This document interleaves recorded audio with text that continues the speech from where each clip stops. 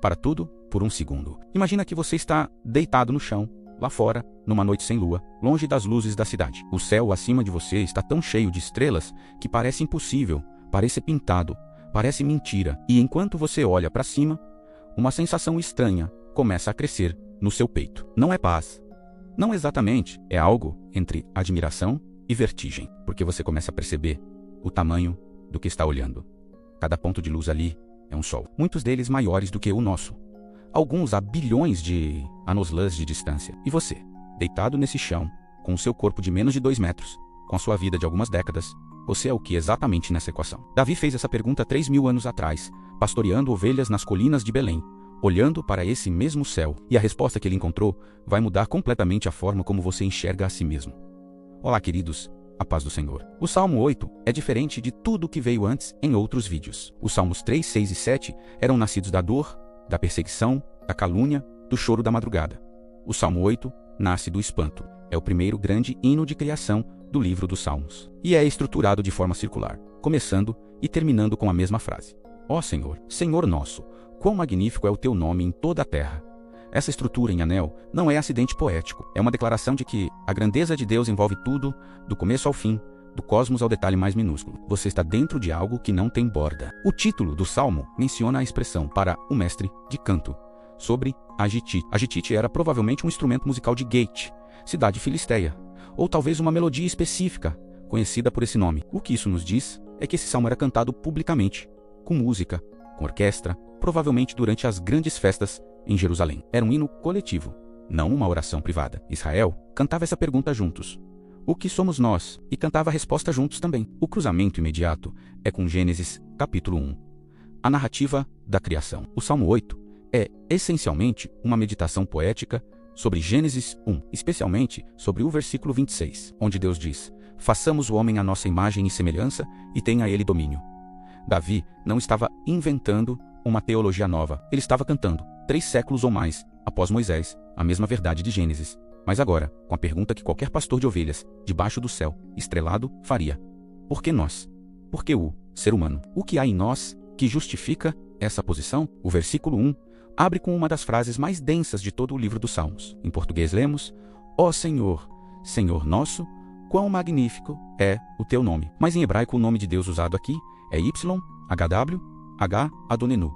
E a palavra magnífico vem de Adir. Adir não é apenas grandioso, no sentido de tamanho. Adir carrega a ideia de majestuosidade que inspira reverência involuntária. Como quando você está diante de uma montanha e o seu corpo inteiro reage antes da sua mente processar qualquer coisa. É a grandeza que não precisa se anunciar, porque ela simplesmente é o nome de Deus. Em toda a terra é Adir, majestoso, de uma forma que a terra inteira responde, quer reconheça, quer não. E no versículo 5 aparece a palavra que está no coração de todo o salmo. Em português lemos: fizeste-o um pouco menor do que os anjos. Mas em hebraico, a palavra traduzida como anjos é Elohim. Elohim é um dos nomes de Deus, não anjos.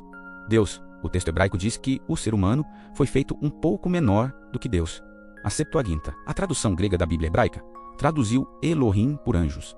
E essa tradução grega foi a que chegou até a maioria das Bíblias em português. Mas o hebraico original está dizendo algo muito mais radical. A distância entre o ser humano e Deus é real, mas é menor do que a distância entre o ser humano e qualquer outra criatura. Você foi feito mais próximo de Deus do que de qualquer outro ser. Isso não é autoajuda. É teologia da criação. Olha essa diferença entre Elohim e anjos no versículo 5. É o tipo de detalhe que muda completamente a autocompreensão de uma pessoa. E eu acredito que muita gente que está assistindo esse vídeo hoje precisa ouvir isso. Você não foi feito um pouco acima dos animais. Você foi feito um pouco abaixo de Deus. Se isso te tocou, compartilha com alguém que está se sentindo pequeno demais, insignificante demais. E inscreve aqui no canal, se ainda não fez isso. Porque cada salmo dessa série tem uma camada assim que a tradução esconde e a gente vai desenterrar juntos. Agora, fecha os olhos e vai comigo. É noite em Belém, 1000 anos antes de Cristo. Não existe poluição luminosa. Não existe asfalto. Não existe neon. Não existe a claridade difusa que hoje impede a maioria das pessoas de ver a Via Láctea. O céu de Davi era completamente diferente do céu que você conhece. Cada noite era uma imersão num oceano de luz estelar que não tinha comparação com nada feito por mãos humanas. E Davi, pastor antes de ser rei, passou anos inteiros debaixo desse céu, cuidando de ovelhas em colinas abertas, tendo o cosmos como teto. É nesse contexto que o versículo 3 faz todo sentido, quando Contemplo os teus céus, obra dos teus dedos, a lua e as estrelas que estabeleceste. A palavra dedos aqui em hebraico é etisba, e ela é usada deliberadamente em contraste com mãos. Na linguagem bíblica, obra das mãos implica esforço, trabalho, suor. Obra dos dedos implica algo feito com leveza, com precisão delicada, quase casualmente, como um artesão que termina um trabalho intrincado com a ponta dos dedos. O cosmos inteiro, para Davi, não era obra do esforço supremo de Deus. Era obra dos seus dedos. Uma criação casual do ser que é maior do que a criação. E então vem a pergunta, que é o coração pulsante do salmo inteiro. Versículo 4, que é o homem mortal, para que te lembres dele, e o filho do homem, para que o visites. Essa pergunta em hebraico tem uma estrutura poética chamada paralelismo sinonímico, onde a segunda linha espelha e aprofunda a primeira, que é o homem, que é o filho do homem. Ambas são formas de perguntar: o que somos nós, estas criaturas minúsculas, diante desse cosmos de dedos? E a resposta não é nada, a resposta é tudo. Tem um dado científico que Davi não tinha acesso, mas que hoje faz essa pergunta ainda mais vertiginosa. O universo observável tem cerca de 93 bilhões de anos-luz de diâmetro. Contém estimadamente 2 trilhões de galáxias. A Via Láctea sozinha tem entre 100 e 400 bilhões de estrelas. A Terra é um grão de poeira orbitando uma dessas estrelas, numa das bordas de uma dessas galáxias. E você, ser humano, é um conjunto de átomos sobre esse grão de poeira. E ainda assim, Deus se lembra de você. Ainda assim, Ele te visita. A pergunta de Davi, no versículo 4, ficou maior com a ciência moderna, não menor. E a resposta continua sendo a mesma. O versículo 5 então diz que o ser humano foi coroado de glória e honra. Em hebraico, coroado é atar, um verbo que descreve o ato de cingir a cabeça de alguém com uma coroa, de conferir realeza. Deus não apenas criou o ser humano, Ele o coroou. E então, o versículo 6 entrega a implicação prática dessa coroa. Deste domínio sobre as obras das tuas mãos, e puseste todas as coisas debaixo dos seus pés. A palavra domínio, aqui em hebraico, é mashal, que significa governar, com autoridade delegada, não posse. Delegação: o ser humano não é dono da criação, é mordomo dela, é administrador de algo que pertence a outro, e sente o peso disso no mundo em que vivemos. Toda a crise ambiental, toda a exploração predatória da natureza, toda a ideia de que o planeta existe para servir ao consumo humano sem limites, contradiz frontalmente o Salmo 8. O domínio que Deus delegou ao ser humano não era permissão para destruir, era a responsabilidade de cuidar. O mordomo que estraga a propriedade do patrão não está exercendo domínio, está traindo a confiança de quem delegou. O cruzamento com o Novo Testamento, no Salmo 8, é um dos mais explícitos de toda a série. Hebreus, capítulo 12, versículos 6 a 9, cita o Salmo 8, palavra por palavra, e então faz algo surpreendente.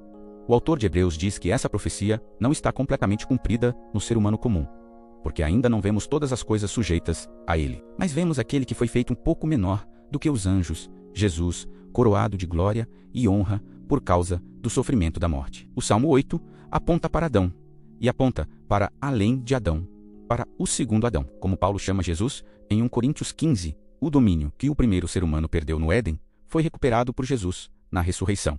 O Salmo 8 é a pergunta. Jesus é a resposta completa. E tem mais um detalhe que arrepia. No Evangelho de Mateus, capítulo 21, quando Jesus entra em Jerusalém e as crianças gritam Hosana no templo, os líderes religiosos ficam indignados e pedem que Jesus as cale. E Jesus responde citando o Salmo 8, versículo 2.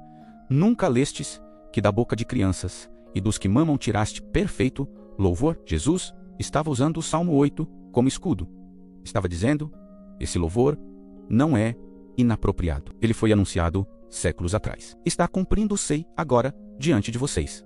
E vocês não conseguem ver. Agora é a sua vez. Deixe nos comentários uma resposta para a pergunta de Davion, que é o homem. Não a resposta teológica, a resposta pessoal. O que você sente quando olha para o céu e pensa no seu próprio tamanho? Pequenez, admiração, os dois ao mesmo tempo? Me conta aqui embaixo, porque eu acho que essa é uma das perguntas mais honestas que um ser humano pode fazer. E cada resposta diz muito sobre onde a pessoa está na sua jornada de fé. O Salmo 8 começa e termina da mesma forma.